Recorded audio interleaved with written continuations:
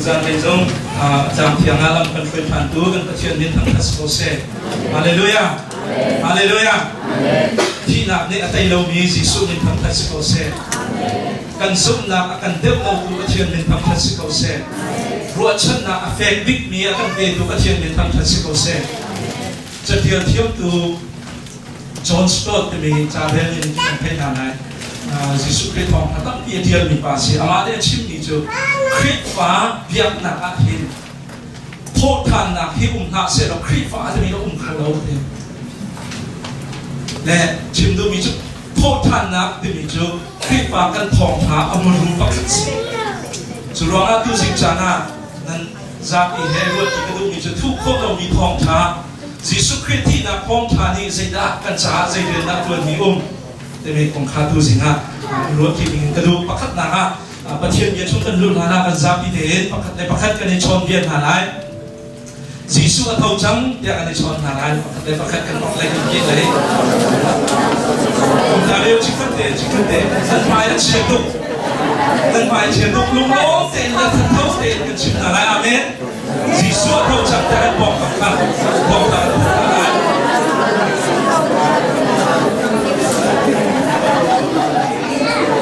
Amen Pathian Nin Thang Khas Ko Se Bible cha Pakhat Te Hin Kan Ve Lai Zang Pa Na Te Kan Hu Lai Ko Zul Lo Ti No Kan Du Na Jisu Ni Marta Chu Kei Ma Hi Thot Than Nak Le Nun Nak Chu Ka Si Kei Ma Ka Sum Mi Po Chu A Thi Man Thi Se Lo Anong Lai Chun A Hom Han Anong Ni Kei Ma Kha Ka Zum Mi Chu An Thi Man Lai Lo Hi Hi Ma Zum Mo Ate Marta Ni Asi Ka Zum Boy Pa Nama Chu Pathian Fa Pa Mesia Walai Chung I Arum Ding Chu Nasi Ti Kha Ka Zum Ya Le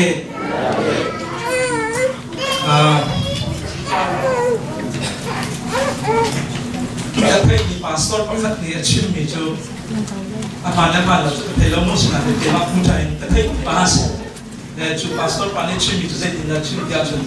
Kri Fa Simi Dia Ni Ai Kum Lem Mang Ni Minung Sanga Sina Bi Hana Kan Tu Te Zaida Na Zum Te Bi Hana Kan Tu I Acheu Ni Chun Pathian Ka Zum Ti Mi Zong An Acheu Ni Chun Bible Ka Zum Ti Mi Zong An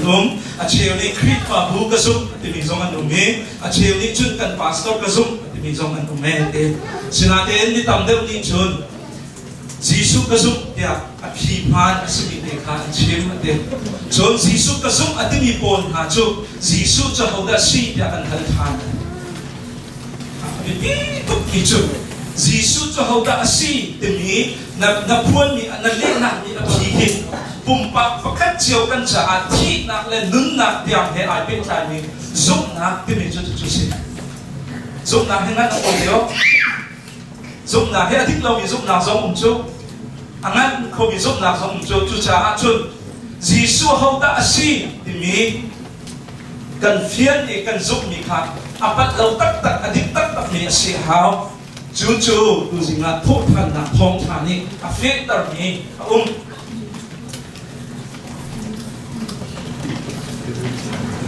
Israel Mi Phun Pon Ni Hen Jisu Christ Hi Pathian Asi Dia An Zum Khawak Lo An Zum Khon Lo Na Arwang Bik Tam Pi La Nga Pakhat Tin Chan Ka Lu Mi Chu An Nian Biak Na Nga Chun Zai Tuna Ni Chon Biak Dia Chun Pathian Chu Mit In Minung Mit In Hu Kho Lo Mi Pathian Asi Tharau Asi Dia Ni Chon Biak Man Lo Ma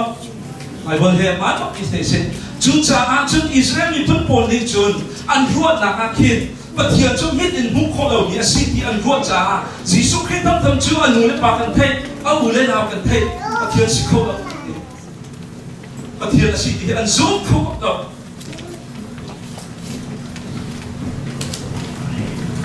Asina Te Jisu Christ Prophet Na La Prophet Pakhat Asi Dia An Chau Man Chu Minung Lai Tin Chun Israel Dia Na Ka Khin Prophet Te Mi Asan Tak Tak Mi Dia Kan Ki Se Chu Cha Chun Israel Mi Pon Ni Jisu Christ Prophet Dia An Chau Than Mi He minung lai in chun upat nak vial ti nak a asang bit ti upat nak be kesi tu chan zonga hin Jisu Christ mi tam pi ni visual pa si te hom nan ro le no mi tha si yan ro chun prophet ngan pathum halak nan a angan bit asilai ti mi tam pi ni zu asinati in chu bia chu Jisu Christ lo na tin lo se do ma dia chun adik mi ti tak song se kon lo chu sa Jisu Christ ni kan zu tun hasina se da ra phal ya chun kimi thani kin mi fa pa he a ho sin ka ti da nan ni ni ta mi fa pa he a ho sin ka ti da ya zu tun ha song pa pa kan ha hi bia kan sok ti ka ha leo Jisu Christ chan thok hip hip in Jisu hi ho da si ti mi bia rak len cha ni kan chun minung tam pi ni prophet asi ya an rak som ti zong ti cha ni kan ho mi se tu chun ni zong a Jisu kan ho ni ka mi ti se Jisu hi a ho asi ya da zuk ni bu be ti he tu sing ha a bit in chim ka lu bi chu le CCF tadi sung na pakat so na doon ni kan city ka de es la Jisu Christ athi ni song ha jan kan pang khau lo chu cha chu tu chu ni athi ni he pho than ni he pa ni en kan pong cha jan song sao ko men mo ka ro ta long chu ma chuak ni chu mo hi sa ta la nei le ma ka long chu ma chuak CCF hi kan sung ko be thong ta pakat long Jisu Christ thi na le pho than na ko nga thong tha ngai nak san hoi khat ti long kan nei kan sung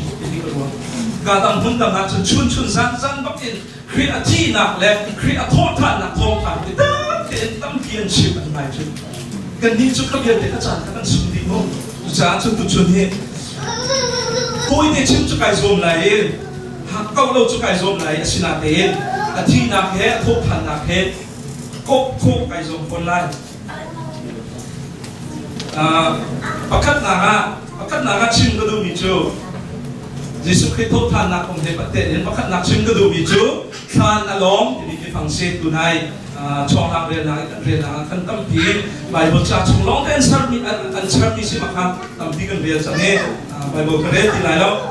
Dr. Jeremiah David Jeremiah này chim bị chú đi phản đi bài bột riêng thiết tâm phí ở phía tu phản xe mà này chim bị chú Jisu Christ zul tu na cha ap hiền Jisu athi ni cho nên ngân lệ Jisu thốt phản đi zet bên đi câu lạc in đi khát zet bên đi khi anh chân chung á ni asao đi ni gì thế say lo ngắt ya chun zul tu poli chun anh xin đi lắc bắc khap in anh riêng viết để khát cái đặt in Jisu Christ một anh học zul chung anh xin đi đến về anh riêng viết đến cái đặt Jisu Christ ha anh học zul cũng cha anh học zul anh xin làm để in chú Jisu Christ cho bài là mặt thas chú đi làm cho anh đi ruột chân đi ra để tạo đi anh chun mang anh san mang viết để tạo đi bận tung khi chứ chú cha Dr. David Jeremiah này chú cha zet ni sao đi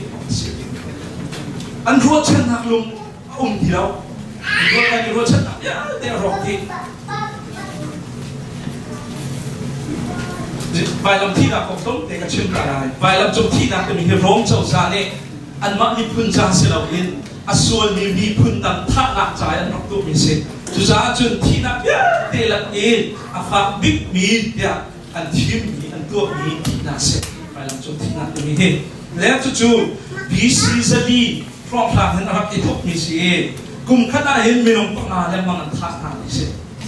tuần việc anh chịu thì cả hiện trong bài để các khinh ở kích bảo tồn chúng ti tuân việt thì mình aman big zakat aman thì mình thiềm nào dây chặt ya chúng tuân việt thì ăn sụp tuế tắc mình xem lẽ xin là tiền chú chung là chun giúp các đặc biệt mình tuân việt thì chú khẩu lẽ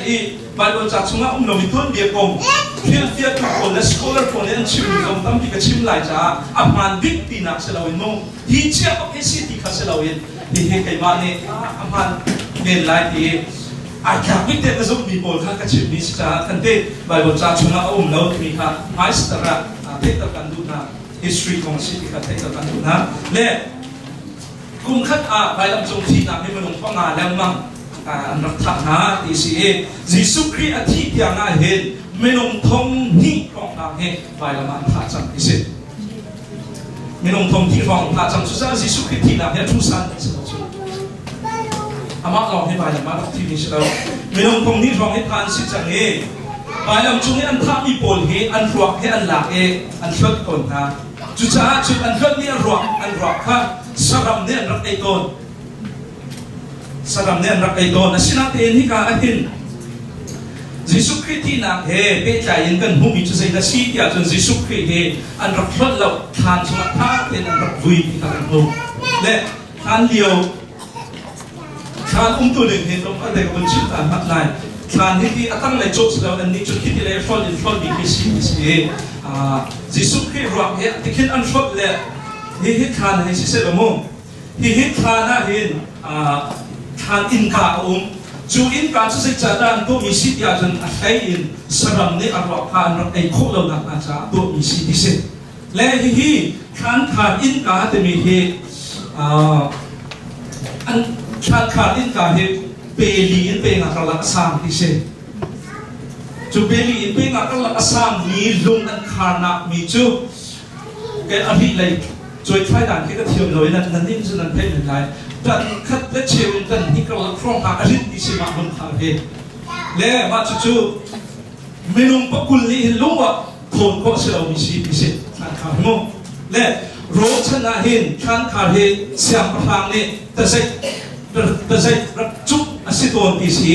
มาทางขาดลุงจนขาดเหตุที่เด่นที่การอะไรกินและที่การอะไรเห็นที่เห็นที่เด่นนั่นเป็นชีที่สิอันเต็มชีและจูที่จงอาจจะเสียประทางนี้แต่ใช่จู่ๆแต่ยังวันที่เห็นที่ชาที่กันขาดจังจะมีหลักตำหนักสะอาดจู่ๆก็มีสีเดียวทำไมใน history เลยตุนเดียวกันพวกมีสีเนี่ยมาท้ายอันนั้นคุณเลสรีนี่สมรุกและปฐุมเห็นสมรุกและปรุกชงอาคันใจติดกันหูที่อาจารย์ยิสุคริสต์นี่คันอธิษฐานกะที่นัวกะเท่าทางไงแต่มีเบียอาชีพลังมังมีขันเพชรจ้าที่สุดอะไรต่างๆนี่บุไปเล็กสินะขันบักลีที่ตั้งแต่ปัจจุบันที่อาเท่าทางส่วนหลายอย่างขันจงกระตุ้นและที่มาทายงานกุลสรีสมรุกและปฐุมสมรุกและพระอาการมุมิจูยิสุคริสต์ที่นั่นอาเท่าทางส่วนหลายอย่างขันจงตุดิงะขันเวนดูอันเชียที่ขันฟิกาอันเพียงเห็นหลังโรงจงรักฉันเดียวเห็นที่บรรทุกแวงดูจะมีคนเห็นกบคณะเมนงไทยรุกลังมังอันตรงที่สุดเพื่อนต่างอินกันชิมเสียจนยิสุคริสต์ทานจองตุกะเมนงรันตับไทยรุกเรียนจบและจูไทยรุกนี่จูใจดันตัวที่อาจนเมนงปลีเรียนจบที่สุดเมนงปลีนี่ตาชนะเรียนจบมิเสโลที่การเห็นปลีที่การเห็นปลีที่บักเห็นอันเดียวน้องเองทั้งเต้นจบที่สุดและอาดังเมนงไฟลีตุกะอันนุ่งเลยเห็นเรดีเตนอันนุ่งเนี่ยอาเชวันเห็นอาเชวันเรดีเตนอันหานาซีปลีเตมาเห็นบอยคัดเล่นมังอันนี้แข่งที่สิ่งที่ท่านหาเห็นและบอยคัดเมนงปลีนาซีปลีเล่นมังเห็นอันนี้แข่งเมนงไฟรุกเนี่ยก็คัดอันสิ่งที่สิ่งจุดการชงอาวิปิงอะไรจูเมนงรักไฟรุกเนี่ยอันจงประคัดจนฮิคันขาดเมนงก็คุณนิเทียบพอสแล้วปัจจุบันจนโรมเจ้าจันนี่ที่ข้านขาดแต่จะวุ่นเตปักอินอาคาดใจจุดไม่มีข้ามทำไมหลังทุบข้าชื่นก็ดูมีชีลูกทองทางนั้นคุณเลยดีอันนี้ประคัตชงากันเจ้าที่กาใจดินนักันหูที่อาจุนเซลฟี่สิกาเดียนุ่นหาจูเดจีมุยันนี่คุณดีจีสุดทานเจ้าอันประกันและที่การโซนาที่ชัดเดียวในจีมุยันนี่คุณที่มีจีมุยที่เห็นใจได้ลังตัดโอนที่อาจุนเบียกหนักเลย devotional เบียกหนักเลยนั่นตัวมีเบียกหนักพุ่นขัดลังตัดตัวซีเสที่การสนทนาเขาเตะชัดตากระดูกมีจุดใจกับสิทธิอาจารย์ที่นุ่มนานี่เห็นยิสุคริสต์จงซุ่มหนักจนในเขาบอกเราไปลังซุ่มหนักจนรับในเขาที่เราหนาแต่อินโทษนะที่ซีมุยนี่เห็น devotional action และโทษหนักมีลังตัดพุ่นที่จุดจ้ายิสุคริสต์อันโดดนักที่จะรักตามเลยอันซุ่มเขาที่เราไหนจนอันเงี้ยเช่นนักของตามเลยที่การโดดสรุปอย่างนั้นและที่ nu po hi khan zawi an makal lewa hen mak thong ta ngan thai rup tu jing hi bai lo cha pakhat long kai chal lo je ro ma cha chun jisu ki thi na le thot than na ko he mak luk chon mak thai mak luk chon kin mu ki kalai chiu ki kalai chiu ti kin nan hu na lai mak kha pe ton ka lu cha pakhat long kai thi lo na kan se le mak thong ta ngan thai rup a me pathum ma inu na ni hin na de lam pian kal pa hin khan khar kha ho ni la kan on ya te la ya pak khat ani chei ya ma thong than tha alam ta hi ka hin sina te in amak ngai ni pakhat chu kha roman rom po ni khan sei thok in dan chok ni pakhat chin chang mu kha khan chok ko binong lai ruk zong an chiat ko khan kha long tha te an chet ko bua kan hi nu po khan an ba pha hin zai da se minong ha man an hu ti lo pakhat tak man an lo pra ka lai ruk te rok chok ni ka minong ha man an lo ka pakhat te tan ka khil pha hi bai lo cha chunga lang ni mo jisu khria thot than sun lai cha a klom bik ni thum chung an chok lai ti bai lo cha om le rom an phum khim hi ma hen ni thum chung ya klom bik a chok phum se le chu nu pol an rak man ai ra ka pakhat man an rak ti lo tha chok to man an ti lo chu san de chun nu na le an phum sa bik mi zai ta si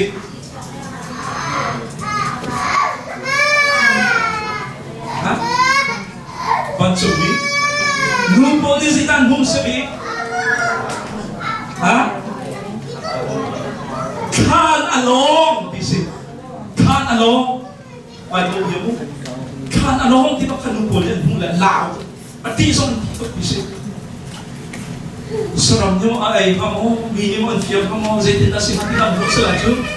ang pati son ang tito niya lao son ang lao doon, pakat na ka. Dia kan tak halal. Jadi orang dia cuma nunggu buka zona hari. Orang lain orang tahu nak alam ni saya sudah tu. Yesus Kristus orang kau orang mesti itu cuma mak nunggu siap bilang orang nunggu benda dah. Dia kan tak lalu. Yesus kota nak kota orang mesti itu saya sih.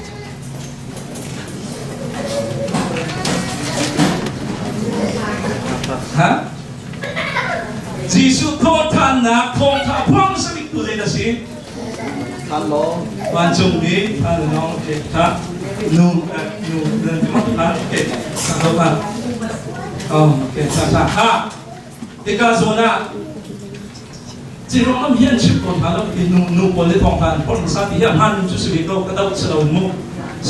Se kadau dia selau aman ni sabik tu mai rota semua ni sisnatin. Ika hizam penuh. Nu pun an papa kan hum sami tu zai dasi tak than alo ikasi. Chucha Yesu thau chang demi thong pa chim sabik tu chu khan alo mi hisi. Khan alo mi ne chim sabik. Nu pun Yesu thau ti thai nak chu khan alo chu pan hi nak chu lai lo. Van chung mi kan ni ka zo na khan alo mi khan ai hong te bi he ma thai ni chun khan ni ka khan ni asir ke tan shil ton isi khan ton di kamu apong dia bikin an shil ton isi sinatin ma thai thong khan ni chun khan kha ni tikin von su so se kin a choi bak i choi thian mi put kin alam a choi bak in choi thian mi put kin alam tam le chu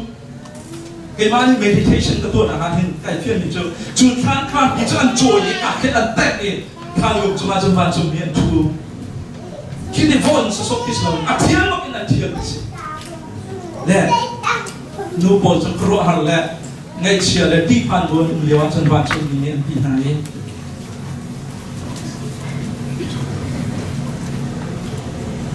nên thiên phàm tháo vài làm ăn tháp thì sụp cái lần còn thì thấy sinatin at sibat ko ng po yung sa hikahin o ultilo.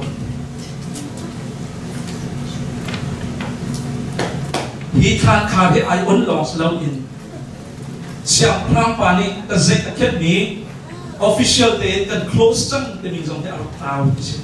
Jisu Kristan hindi ditap din do history ahin research ang po sa mga tiyan skeptical minong tampi ni Jisu at hawin yan zoom daw sa kaya athan ni research at po minong tampi kri pasal o mo skeptical logical na minong rot na makaibaw chan mi po ni Jisu kaya thot na ang zoom daw sa research an tua pa an ma di la ni kri thong ta phong ko ni chang ki si chu tup chun kri khan ya min phang ni si bolai chunga je ban to khan da min phang aro ke ha man be ko chun ta chun na adam ko chim ri si chun missionary ta chun na ha ho khan da min phang har sen siam boy mu la pa khan si ko nga an khan min phang chun India so nga pin kan ki la ho das to pa pa Thomas keyboard an khan kia min tham tu zero nga min than an ma zero nga min than zero nga min than kia chun khan chunga min tham bol cha si sinaten kan boy pa Jisu Christ khan chu zero nga min than kia chun a chunga Jisu ti lo cha si hallelujah pathian min tham thai si se along mi khan ni chu Jisu a thau chak ni te te khan chuปัญหาคลานอารมณ์นี่ก็พักการชิมกระดูกจุดเสียปัญหานุ่งโบสินาจุดที่ลงได้ยังนุ่งเดียวจนวันจนนี้จุดนั่นทีมพาวเขาไปละมันทำสิ่งสุดนั่นโบยกันไปสิ่งไหนนี่ก็เห็นองค์ที่เราชิมบัตรตุกินอัฐาวจังสิ่งจาระนุ่งมีจุดที่มีพลังนั่นโบยนี่ก็เห็นองค์ที่เราอัฐาวจังเนี่ยก่อนจนนี้จุดทองท้าคริสพบทางนักทองท้าชิมคริสพบท่านนักทองทานชิมจีซูอัฐาวจังมีบรรจุมีในทองทานชิมฮะคริสทองทานชิมภาษาตุประคัตนาวันนี้ว่าคุณกันเทจักกันชิมอะไรประคัตนาฮะทานอะไรวันนี้นะฮะนู่นที่เที่ยวได้ก็ได้บรรจุมีในชิมปทุมนะฮะนู่นสิตักเนาะมาท้ายอันนั้นกุลเลวียดอเมริกานาใจติดดักันหูยาจนฮีนูโปลฮีเดวันช่วงนี้นี่คริสต์ท่านนักท่องท่านอันเทิดนัวอันนี้นัวตุกเอตุนายช่องหางเรนนะสมัครกันเป็นเรียนที่อันนี้นัวตุกเออันท่าส่งอันทิ้งส่งผ่าปฏิเสธรวมส่งอันนี้นัวตุกเอเล็กมันลักคุณช่วงนั้นมันขี่จอยคริสต์ของท่านท่านนักท่องท่านท่านนี้นั้นมันขี่จอยปฏิเสธอาศินาเตียนมาทายงานคุณเล่นเนี่ยเฮ้ยก็ชงกันหูมิจูฮีนูโปลอันเกี่ยวเลี้ยวลำปีอะเด็กมั้งอันกันเลี้ยวอะเด็กทานจงตูโปลเชียวขั้นข้าอันว่ากันเลยกลางมวยเลยฟาริสีโปลนะสินะคริสโตผ่านทองผ่านมาชิวจังนูโปลอันกันเลี้ยวลำปีอะจูรวงอันจุนูโปลอันพนักขันข้าจงกูบ้าขันมันนุ่มที่เราจูอันรักกันเลี้ยงจังสินาเตอินขาขันจองตูโปนนี่ที่อาจารย์มีเดียดเด็กอันมาชิมที่เสบายภาษาที่อาจารย์มีเดียดเด็กที่มีจุดที่สุขิทองท่านนักองค์ข้าศึกจุดเล่นอันมาชิมเล่นที่ฟาริสีโปนเล่นตามมวยโปนเล่นอันลงเล่นให้ทุกเล่นขาจุดที่เชื่อจนอินควรขามีถึงอันตัวเจ้ามาเล่นควรขาในใจดักอภิญชัวอยากจนภายสาใจรักสิ่งอันโน้นไหนขาขันจองตูโปนขาจิสุเฮียเขาทานเดียนันดีหลายรอบกันยังเยอะกระสูดตุนทานเนี่ยรออันเฟียร์เดียนันชิมทานหลายอันดีสิ่งอันน้อยก็ที่กันชิมตั้งนั้นที่ท่านจองตุโปนท้องทาให้จนรักคำอะไรสมมติสิ่งอันน้อยเลยนันชิมหลายรอบเดียสูดตุโปนเนี่ยอันเฟียร์เดียนันชิมหลายเดียอันที่ตั้งไหนก็ที่กันชิมตั้งนั้นตักที่จะจุนที่เบียชิมแต่เหตุแต่จะช่วยตักช็อกเสร็จเราจะอันออกมาไปแล้วเจร้องอ่ะปักขัดนะฮะรบรันเวตุมินงไฟรุกอันอุ้มเย่อันนี้เหี้ยก็ว่าสิจงอ่ะมินงปะลีจะเหี้ยพังเสียวมินงปะลีอันนี้เหี้ยไปอันซาเตอันนี้เหี้ยอาเซียจุนอาโกยตักรีนิจะได้สิเจตุการนี้เหี้ยอะไรสิสุวรรณฟิวชั่นไทยJisu rock zo tu ni an fear ni ani ni la chu la chu ko ta za chui chu lo cha khati khanan ba thu ko ti la chu le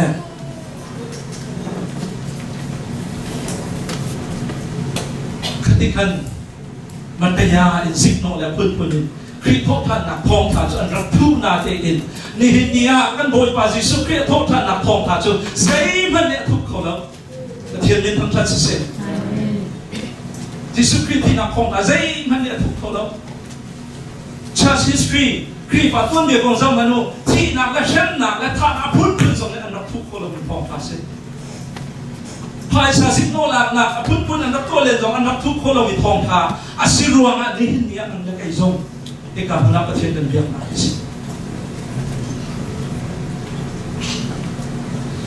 ha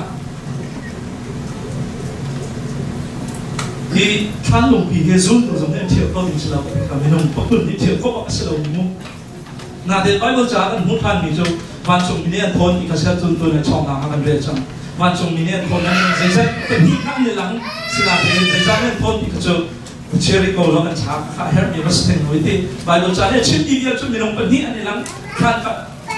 phạt anh thôn đi than lùng chung mà than phạt chung mà than chung thì các anh hô nè ha cả hen thì là bị mình để bắt cái lăng tầm cái đúng như ôm thì là cái thốt than thì mình thì bắt thiền long lòng để thuốc không mình thiền là gì bây giờ bắt cái lăng tầm hoàn lại dây rong á hi than khảo thì ổn à hết Jesus Christ thốt than nào đốt mỏ khi thốt than nặng ăn đốt ruộng ai hi than khảo hết ăn hôn small, hả? Gì cái gì? mình thôn nào phải là bác sĩ đâu nhỉ? Ok. Thằng cô. Ok. Thằng man đi sâu châu. Than khảo hi Jesus Christ thốt than nặng ăn đốt ruộng ăn thôn mi sâu đi làm tập đâu. Sinatin hi than khảo ăn ôn nặng ruộng châu. Nupol ăn phá phá ăn bật đuôi. Jesus đi đâu đi ăn mung khổ nặng ăn chả. Jesus thâu bắc chân thì biển mục khổ nặng phá chả xí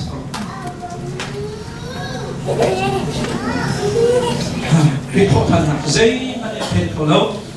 khi thong thá thốt than nặng thong thá cho dây mà để khổ lâu thì ná thì mình cho cái thiên đỏ lòng để tôi không bị gì rồi mà ngăn paruk am hết con đất thùng mà xuân mà cho thì nặng gì thì akan mui Jesus Christ thì ati sao thì nên thế Chúa thi nặng tiếng lòng in chun khắp nặng mình chăm sinh khổ dây rong á thì chun xuân mình thi nặng thì mình he Jesus Christ này arab in si ama he xuân rong á simo Christ Jesus Chúa xuân rong á selo thì xuân rong á anh tham mi selo thì mình cho dây tin nặng phiền khó thì chun thốt than này để khám Bible trả anh muốn anh chun ama để không là thế là thốt than này để khám ha xuân mình chút thi nặng asi thì asi mi thi mình hà lắc à Jesus Christ hiện thị lần đầu tiên thốt than nặng chú thông than đi chú ama chú xuân nặng ngay lâu mi phá asi làm tầm nặng thi nặng thì chú xuân nặng rồi à làm gì gì xuân nặng ngay lâu mi thi hảo lâu xuân nặng ngay lâu mi thi hảo lâu chú cha Jesus Christ thốt than nặng ni chun dây đã làm tầm bia chun Christ Jesus chú ama xuân nặng ngay lâu mi phá asi làm tầm asia chun xuân nặng ngay lâu mi cho hơn là gì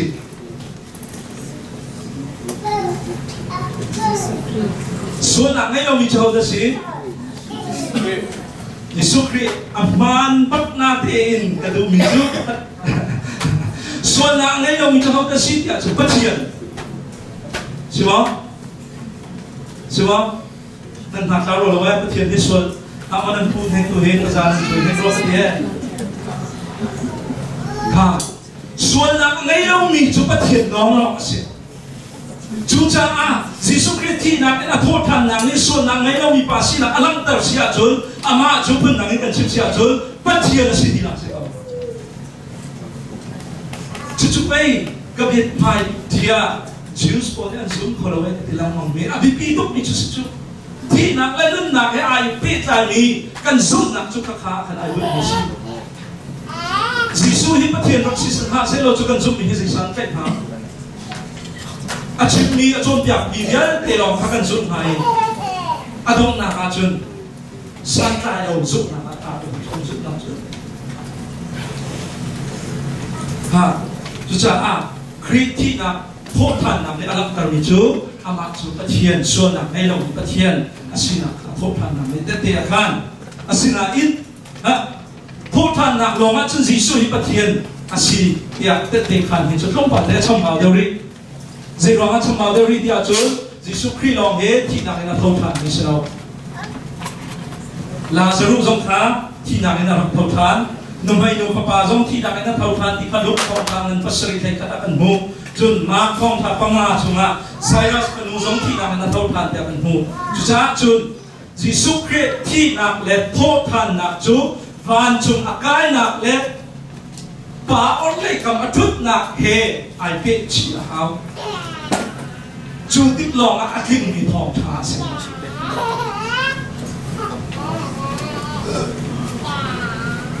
Giêsu Christ ni Boleh cuma nunjua kapal pancung kapal sinak kapal lain dan sinak tiang kerau karun kalai dia biar kapal. Bundangnya kan cip siatun pasin apat le pat lojut tiang kerau itu dia kan tilai. Pasin apat tak kau siatun tiang kerau kau boleh ya karun tilai. Kata Yesus ni biar kami kasihkan. Cuca ini cara cip kedua itu saya dah siatun kan nak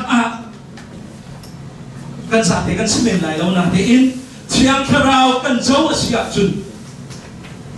thiang kharau zo mi minung kan asia chun thiang kharau ne kan thlai kau ti mi kan thei kan hran khop asia chun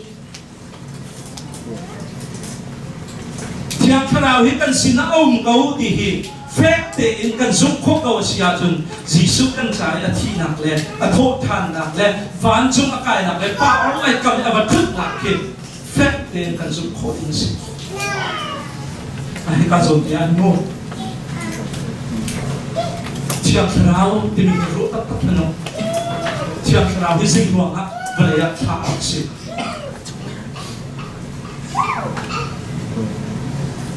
với các vị chú cái số bẹt là cần tu cái cách hình dung trong viết tên Aragon cái gì đó sẽ là chân, chiang khao pi lắm rồi nào chú, vì thế cái tên là sẽ làm một chúตัวลังมังเป็นมีกี่บรรทุกตัวที่อาจารย์จะกลายเสียตัวสิ่งที่อาจารย์บุญมาเฮฟสารพัดชิมเลยตัวเฮฟเลยตัวนี้ที่ที่เราแล้วมันก็ช่วยตัวที่เราปีรับช่วยนะจนนั้นจุมาตัวสิ่งที่สิ่งที่เราเรียนจนนักที่ตาเตียนชาเตียนตัวนั้น zoom ตัวล้ำช่วยตัวเลย zoom ตัวปีตัวสิ่งสิ่งประคัดนะที่เราก็เลยรุ่นท่าอาศินาจูGiêsuกงตั้งแต่คำว่าท่าซูมตัวเดียร์ปีตัวสำหรับGiêsuคริสต์เดียร์ปีตัวดิ่งที่เราจูท่าเสียที่เราจูGiêsuกงตั้งแต่คำตัวดิ่งท่าเนี่ยสิจูจ้าที่เราเนี่ยอันปั๊บไล่ที่มีจะใช้ได้สิที่จนGiêsuคริสต์น่ะซุกโคหนักนะคริสต์จูอามันเป็นตั้งแต่สิ่งเก่าที่มีที่เราอันจบอย่างนั้นนางมากับพัฒนาสิเราคริสต์เดียวกันจูคริสต์เดียวกันมีคริสต์ของอันชิมหนักของจนGiêsuคริสต์สมคนนั้นที่ข้าศึกจูจ้าที่เราเลยGiêsuเป็นใจหนักในกันรู้หนักเลยครับเด็กนางมาเลยเกี่ยมาในที่เราให้กันเป็นใจหนักที่สุดที่สุดที่เราจูกันมาจากเราGiêsuคริสต์เด็กข้ามดูคริสต์ของท่าเดียวกันตัวดิ่งคริสต์วันจุมาใกล้หูสงะที่คริสต์ของท่าที่หนักหาเราจูทบท่าจ้ากันปีตัวดิ่งท่านี้ที่เราเสพเทียนเป็นคนทัศน์ก็เสพจูจ้าที่เราเป็นเราอินGiêsuคริสต์ให้โคซุกโคสเรา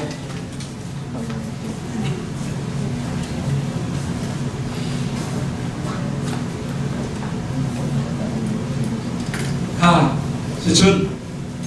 Giêsuคริสต์ที่หนักและโทษทางนะ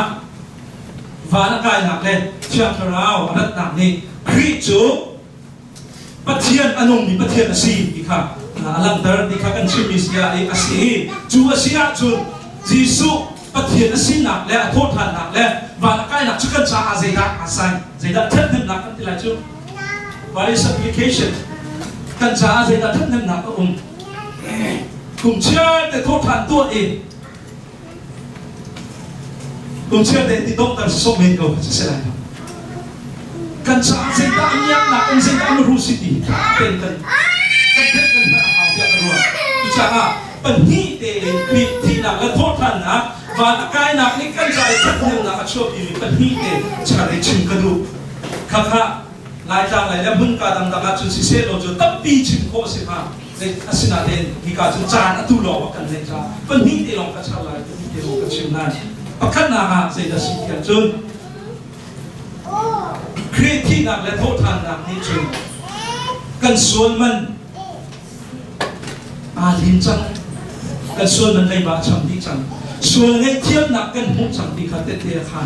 dây đo ngã tì xia chun phun này cái ta chun là cái chun xia chun Jesus Christ nạp chỗ cần xuân nạp cha ai lấy bà vắt chấp nạp bia cái gì đi lâu hộ tình lâu vài năm thi nạp chỗ cần xuân nạp cha ai lấy bà vắt chấp nạp bia cái gì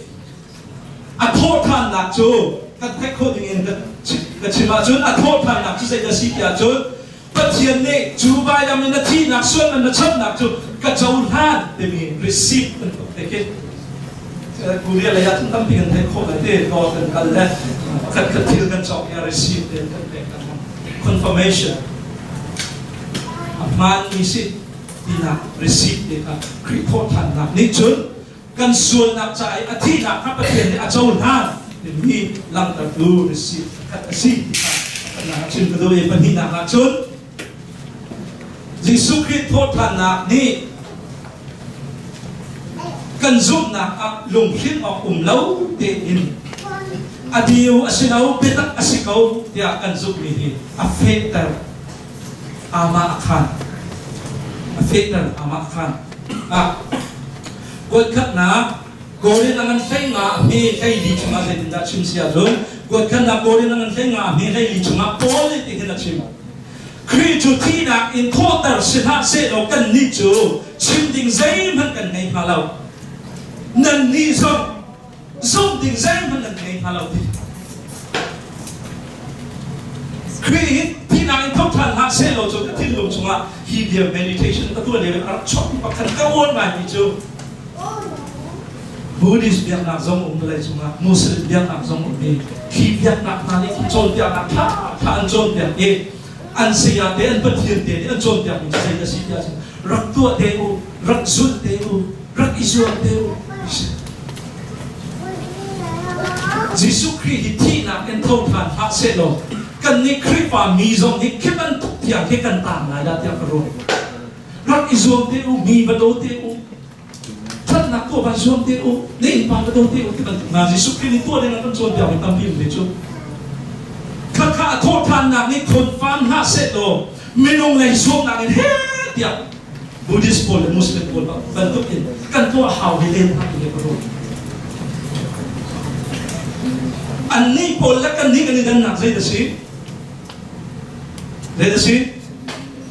anh ni là cần ni cái này đang nạp cho tụt này phone là chịu anh ni chú tua u vài số mà thì sẽ cần ni chú zoom cần mà tua sang nạp sẽ đi lâu in zoom tình thong thang ngày trăng đẹp phone để để khăn chú chú cha không nạp cần hung nạp sẽ dây rồi là gì zoom na cần mà tua nạp sẽ đâu hung nạp in cần xem xem zoom Jesus này tua mình biết để khăn cài rin đi nạp cái gì zoom nạp mình cho suốt avoid để thấy cô định cần xem xem cài rin khi đi tua mình biết thì cài rin thì mà tua nạp sẽ đâu cài rin chăng thì khá sao khá giúp na cái mình chút xíu chú cần không nạp làm vì cần nâng nạp chút xíu anh ni chú tua cần ni chú giúp khá cần đi đơn nạp ngắn chậm để anh bị chậm được cái rồi mình xíu là Jesus khi đi rất thông thẳng ha sẽ lo giúp tình cần này lại lâu cha tua cần hào về mà thì cái rồi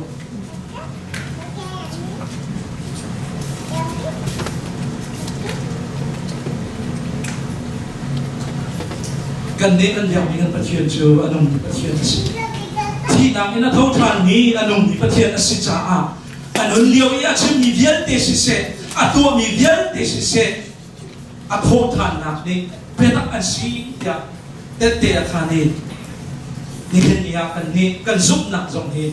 thích mi lên affect mi bên đó anh sĩ đi khăn lông ở đâu lâu để cần cái khâu nạp chưa cái thì nạp là thâu thàn nạp phong thang rồi nạp hiện là sĩ đi khăn trên cái đồ chú cha Giêsu Christ zul tu na ni mi papa Giêsu lia zul tu na ka mi papa hi ho sian ka tida nan ni ta ho sian ka tida tia ahal na kan Peter ni Giêsu nang chu anong mi Giêsu nang chu anong mi pathian papa Christ na si ya hi adik tak mi zup na ti chu si chú cha Giêsu ni Johan papa Simon khát chuộng như là si dạy cha dia hi man tiếp tắc chú bên ông xin cả hai bên kia hi man tiếp tắc chú bên ông xin en năng hạt mía sẽ đâu cả ba để ăn đẹp mía si cái ní giống ní chính là để bên này hi để hắn làm cái dùng tụ khi ba người ta làm bên đi tụ bên để hắn làm gì Giêsu Christ này bắt chú cần dùng làm em cần hai bên không năng ní thế Giêsu dia hậu đã si dia là cái gì ya Christ kan halbe se lo Giêsu nang chu ho si de la kan de ke la Peter ni Giêsu nang chu anong mi pathian papa Christ na si Christ kham bu na mo Christ na si ati ban to kan ni zong Giêsu nang chu anong mi pathian papa Christ ka kham tu le ka sai zong na si zu pu na kan le ko na abi pinga ni si hi ban tu bia chu mi nong si thai ko mi se lo cha pathian ni cha ra khong na thai tar mi asi Greek hot in homolo kyo ni ni mira dia ki ko ngai chu ti la ya kan nei lo la ya ka du thong an khep lo chu confession confess an zum ni bakha speaking this now confess na chu ma dia confess le Peter ka confess ban tu kan ni zong ni kan confess ni na ka hen kan sup mi kan confess wedding kan mol ka hin kan chim ni bi mol ka in chim ti chu Greek hal homolo kyo ti asi chu asul lam chu thiang kharao ni akan pe ning bat tuk te in chim asilawa thiang kharao ni a chim ning bat tuk te in chim khan ki homolo kyo ni so du chi si ka chim du mi chu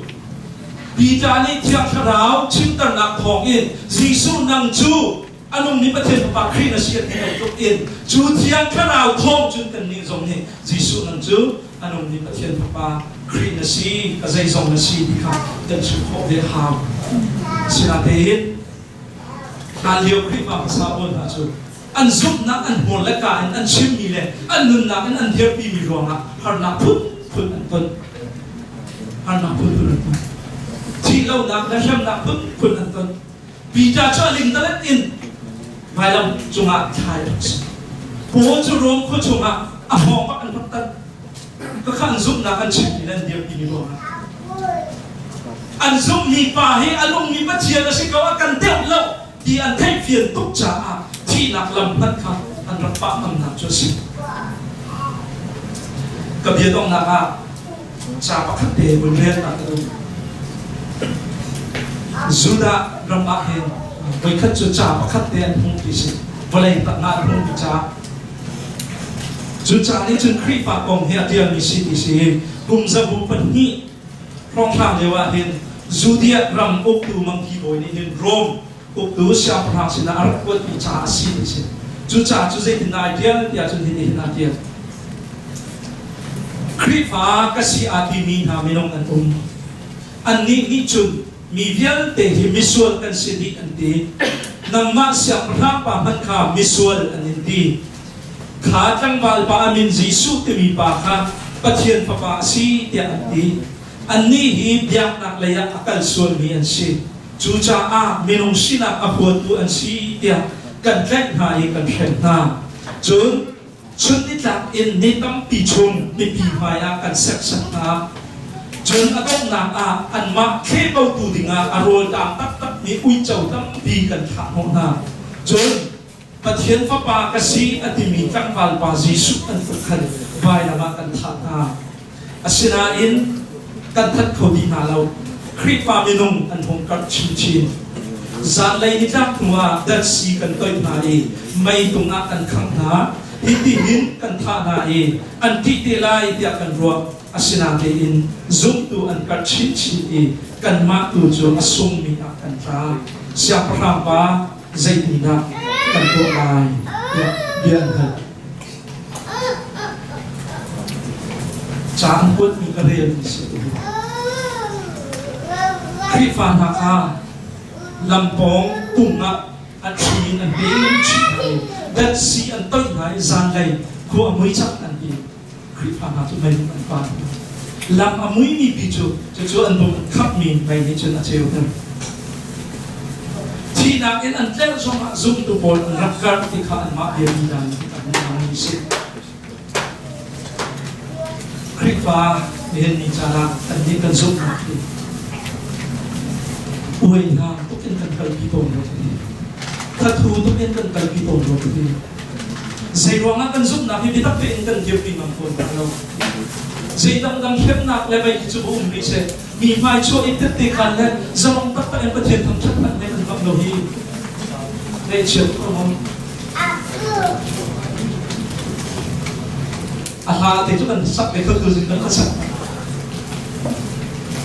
เซตันชัวส่งเนี่ยชัวแล้วเยี่ยมในนั้นเยี่ยมเราครับเซตันอ่านลบลายนี้คริสฟ้ากันสุดหนักที่อาภาโกเป็นคนที่โกงถ้าเลี้ยวซุ่มดูนะนี่อันซุ่มมีป่าชาที่นักราคาเราทำเป็นอันรับปากอยู่ตัวใจรวงได้ที่เห็นกันสิ่งห้ากันซุ่มนะที่ใจรวงได้กันเดียวปีงามหาเราตีกระโดดตัว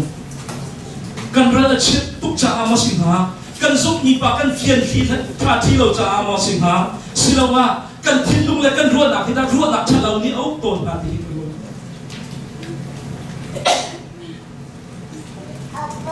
Rome ang nan pasha he pakua nan kain Jisu chu boy asidia nan ti I ama chu pathian ni mi thi na sin in atho ter ya nan lung in nan zupa chu khap nan sila nan kain ti le nan lung in ti mi chim le lung in zu pan ni ni ai gop khap na cha ati ko sin cha zup na chu tua san na he ai gop ya kan rak ro to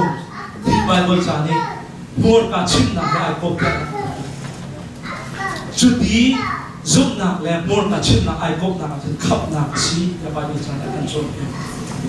chu cha bal tha ten kan zup na he dir pi ngam ve kan hau chu kan minung lai sin aram islo yin chiang tharau thong in a chok ni chiang tharau ni a dir kap mi Jisu thong na ka kan na dir anun de thao cái gì chẳng là gặp thu khổ lâu đi không có thể học đồng thể chúng tôi được có thể sự là trong một con người ta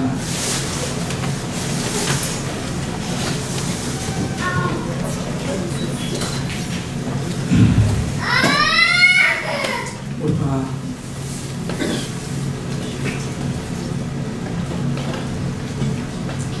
mình không xin học chúng tôi ba ada Chang Tharau ng maksinta na pong inihingi dyan Jisu ng Diyo ng makikita pa Kristo at hamdule kasi isang nasiti ka ro na sipa dobi ulit ang na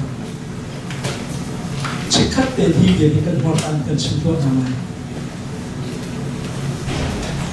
at mula yan ang pazulu Jisu ng Diyo anong mi Pathian Papa Krit na si Jisu ng Diyo anong mi Pathian Papa Krit na si Jisu ng Diyo anong mi Pathian Papa Krit na si Mun katin kan simhala Jisu ng Diyo anong mi Pathian Papa Krit na si Jisu ng Diyo anong mi Pathian Papa Krit na si Jisu ng Diyo anong mi Pathian Papa Krit na si Jisu ng Diyo anong mi Pathian Papa Krit na si Jisu ng Diyo anong mi Pathian Papa Krit na si Buddha kan kapnak siya ng maasi kan zaizong ng maasi Pathian kanilo hindi siya na kan zupnak siya aman mi benak na siya kan atot anak na po niya Jutu ko asilaw mi Rome siya pasang le monkey boy le pilot le minung tampi di anrak thu len nan tu ko asilaw mi boy pa Krit na thong tha na thot tha na chu losing cha na kan thot tha ni chu na thong tha thong chun kan ni chu Krit in kham mi kan sinak le Krit chu kan cha kham tu anong mi Pathian Papa Krit na sinak kan thai ta kan cha kan ni lo boy pa hi tiang rao thong in kan thin lung chuma nang ma ni kau tarlo kan tin long sunga nang mani nun tar ko ta sina jam nabiya hi anak lon tar so boy pa kan nun na tak in nabiya hi nun bi kau din in atay tu ngai tu zum tu na pa kan bilak sunga hin tar in siang tarau rian dun nak so tar in pan kan ko se ta sina kan jam menong sirin in boy pa kan dia bi kau ni de ta kasi siman selo siang tarau boy pa nang mani na dia bi de ta kasi cha hi de tak chu zum za na mun ka zum na kan nei ba kanilong to menong ni kan thai kho lo ni kan kho lo ni chiang thrao in kan thai tan kan ta cha sa kan chi kanilong to function da jisu christ to